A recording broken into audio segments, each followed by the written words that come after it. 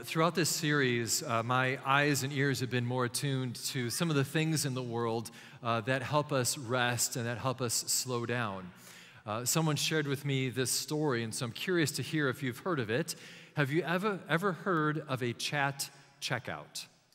A chat checkout. This is in grocery stores where when you're ready to check out and scan your items, it's a special dedicated lane so that you can slow down. And as you're checking out your items, you're talking to the salesperson, the clerk, or you're talking to people around you. This is a real thing, a chat checkout. I didn't believe it at first, and so I had to do some Googling, and it is very real. It's a supermarket that creates a slower checkout lane for any of you who are shopping, that you can slow down and take the time to talk to the clerk and talk to strangers around you. And the idea was to offer this to combat loneliness, because they found that many people visited this particular grocery store every single day to talk to other people and meet them. So where can you find them? You have to go to the Netherlands, right? So this is a true supermarket, Jumbo Supermarkets in the Netherlands. This was so successful in their area that they decided to take it nationwide. And across the nation, they found a study that 1.3 million adults are over the age of 75, and that 33% of them feel lonely and isolated. And the grocery store decided to do something about that, creating these chat checkout lines so that anyone can slow down, talk to other people, catch up, and see what's been going on. One executive said this: "As a family business and a supermarket chain, we are at the heart of society.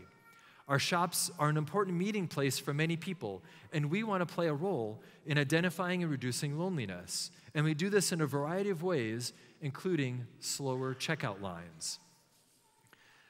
So what intrigued me was not just the idea of a checkout line where you can slow down, but this choice that people have in the Netherlands to say they can either go through self-checkout or go through the express lane, or have this option of a chat checkout.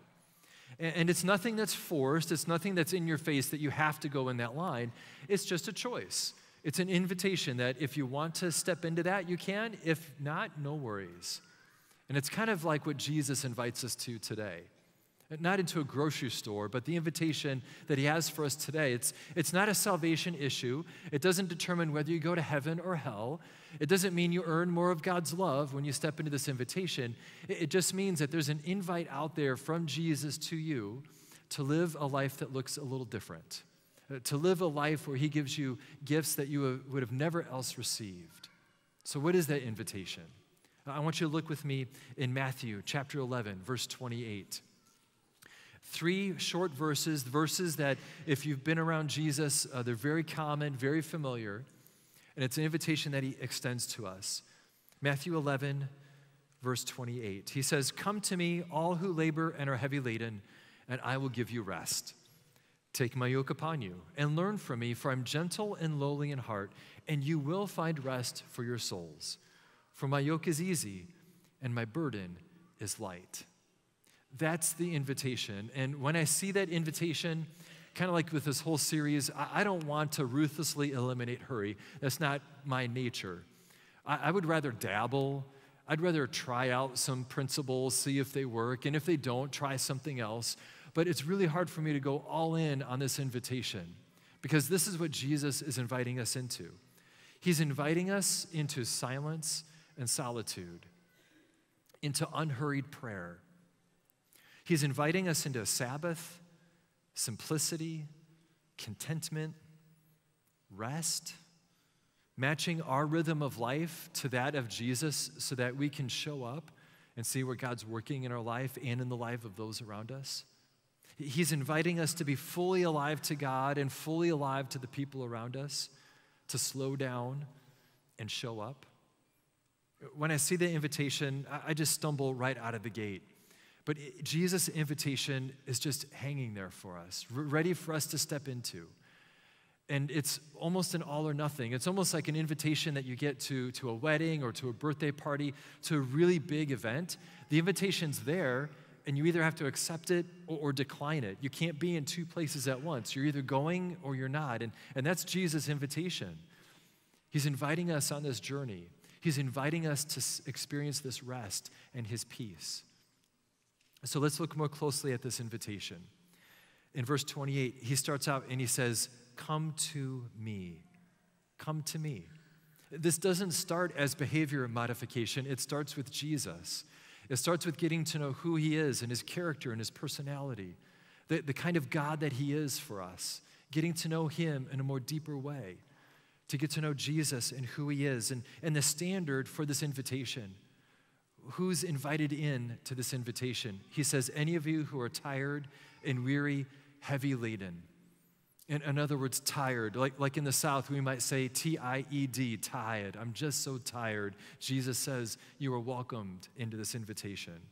And this isn't just one or done. This is extended to us daily, moment by moment, and will we step in? See, Jesus, he says, we make our lives harder than what it needs to be. Sometimes our lives are heavier, and we're carrying burdens that we're not meant to carry. And so he goes on and he says in verse 29, not only come to me, learn about me, but he says, take my yoke upon you. And when we read that, when I was a kid especially, when I heard the word yoke, I'm like, are you talking about eggs, Jesus? Are you talking about scrambled eggs, bacon, and toast, that there's something super spiritual, there's a principle in my breakfast? And then later on, as we grew up, we realized what he's talking about is a farm equipment. It's a piece of farm equipment that goes around the neck of animals so that they carry the weight of whatever they're dragging, whatever they're pulling behind them. And so Jesus uses this image of a yoke to show us what this invitation gives to us. He says that there's a better way to carry our lives. There's a better way to take the weight of this world and to carry it so our load is lighter. See, it's strange because Jesus offers us a work instrument, but we're tired, we're exhausted, we're weary. The last thing we need is more work. What we need is Jesus, give us a vacation. Jesus, give us a pillow, let us rest and take a nap. But Jesus doesn't offer an escape. He gives us equipment to deal with the pressures of this life that are right in front of us. And he does it so graciously. One of the best gifts Jesus can give to you and to me who are tired and weary and on the edge of burnout is rest in him. It is a completely new way to carry life and to carry the weight of this world. Jesus gives us a balance, a way to carry life, whatever it is, whether it's our career, our friendships, our money that he entrusts to us, the way of living. He gives us a lighter weight, a lighter load. And what makes Jesus unique is that he just didn't give us this piece of equipment. He just give us a yoke. All rabbis did in Jesus' day. What Jesus claims is that he gives us an easy yoke, an easy work. Look what he says in verse 29. Take my yoke upon you and learn from me, for I'm gentle and lowly in heart, and you will find rest for your souls. For my yoke is easy and my burden is light. Again, Jesus anchors this invitation into who he is. Look at how he describes himself. He says he's gentle and lowly. And he reminds us of how he entered into this world as an infant, so vulnerable. And then the first visitors for him, they weren't the kings and the rulers, they were shepherds, lowly, poor shepherds. And he says, that's who I came to save. And later on in his ministry, when you fast forward, you see parents bringing children to Jesus, the lowest of the low. And Jesus welcomed them, but the disciples pushed them away. And Jesus rebuked the disciples, and he said, let the children come to me, for theirs is the kingdom of heaven. And then a little while later, we see Jesus, and he's talking, and he's teaching, and sharing parable after parable, how the first will be last, and the last will be first, that Jesus is gentle and humble, and will extend that humility to others who think that they're first. And then the night before Jesus dies, he takes a towel and a basin of water, and in the ultimate act of humility, washes every single one of his disciples' feet. And then we see this picture in Philippians chapter 2. The next day, he humbled himself. He lowered himself by being obedient to the point of death, even death on a cross. That's your Savior.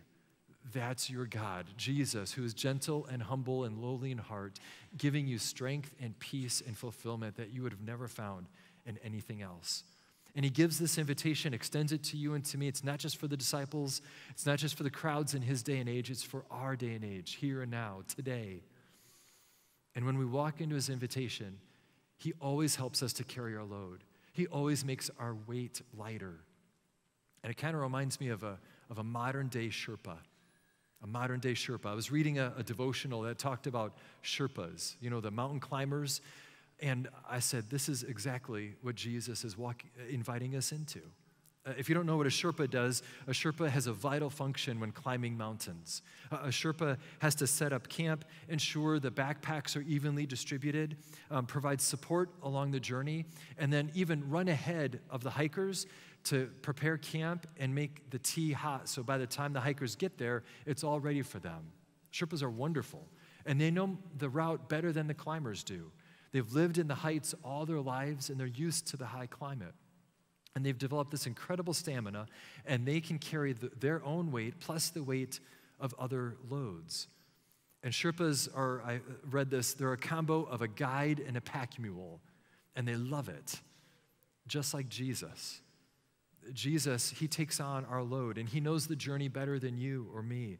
He navigates the inclines, and he's not scared of drop-offs that lead to death. Jesus is equipped to carry as large a load as we need him to carry.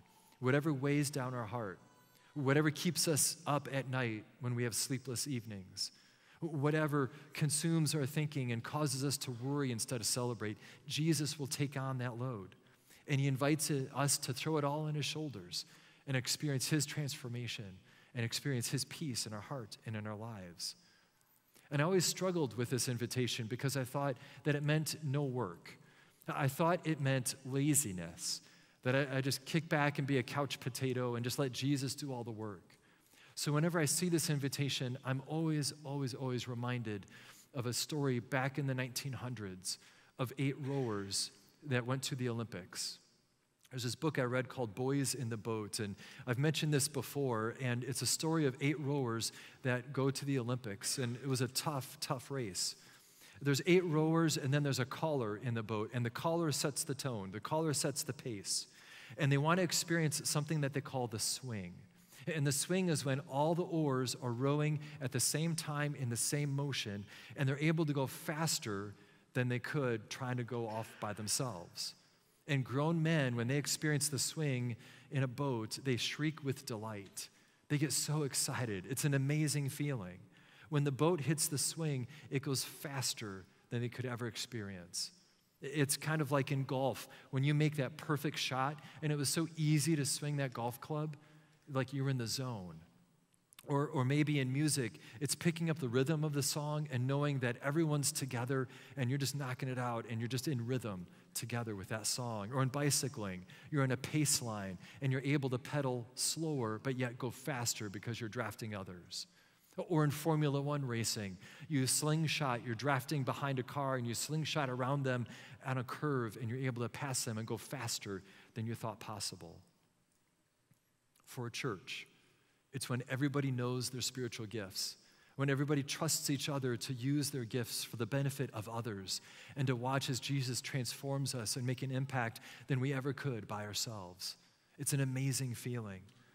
And to achieve the swing, to be in the zone, it requires absolute trust and absolute dependence on Jesus.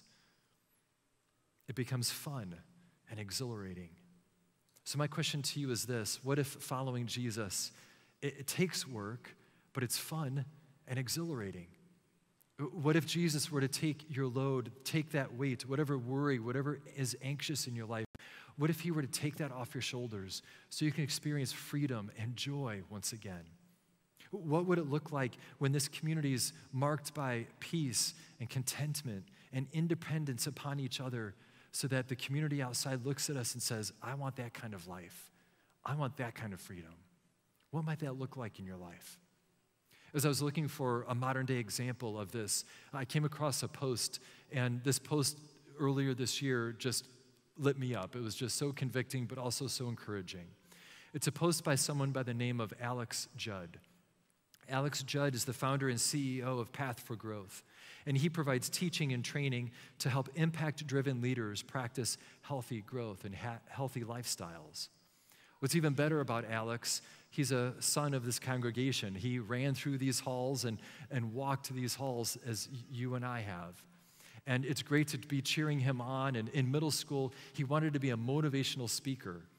And we're like, a motivational speaker? How are you going to make that work? And he is an entrepreneur and doing a wonderful job and knocking it out of the park. Well, he had this post earlier this year, and I want to read it to you and follow along with me. He said, "You don't stop bad habits, you replace them. All of us have hurts and hang-ups that make us less than what we were created to be.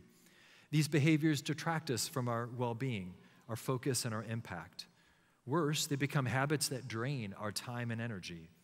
Instead of doing them occasionally, we do them repeatedly. Not good." So how do you change? That's the home run question. For years, I thought the answer was willpower, more work, and work harder. You exert outrageous force and energy to make something end, and that's a fine idea all the way up until your willpower runs out, which it always does. Even the strongest will in the world is finite.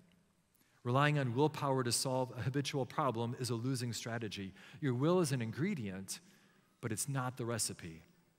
Instead of you don't kill bad habits by ending them, you kill bad habits by replacing them. So instead of watching Netflix every night, read 10 pages. Instead of junk food at 3 p.m., drink 32 ounces of water. Instead of hitting snooze, do 10 push-ups. Instead of walking straight to your office, have 3 intentional conversations. Yes, those choices will require will at first, but when you do them rhythmically, they become second nature. And the challenging part about all of this is that the habits, they're really durable. It'll take some time to release the grip of something your brain has become dependent on.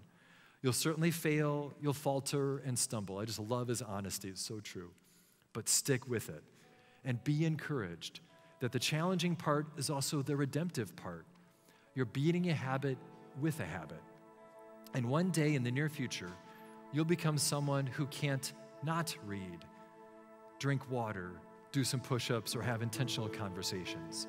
And in that, you will have become more of what you could be. What I love about that is that it's calling us to call out some of the things that weigh us down, the habits that we have that just sabotage to be our best selves, to grow in who Jesus is and what he's called us to do. So his invitation to you and to me, each and every morning, each and every evening, come to me, all you who labor and are heavy laden, and I will give you rest. Take my yoke upon you and learn from me, for I am gentle and lowly in heart, and you will find rest for your souls. For my yoke is easy, and my burden is light. That's our prayer for you, that you would step into this invitation, experience being in the zone spiritually, and watch the Holy Spirit work in you to transform you to be more like him. In Jesus' name.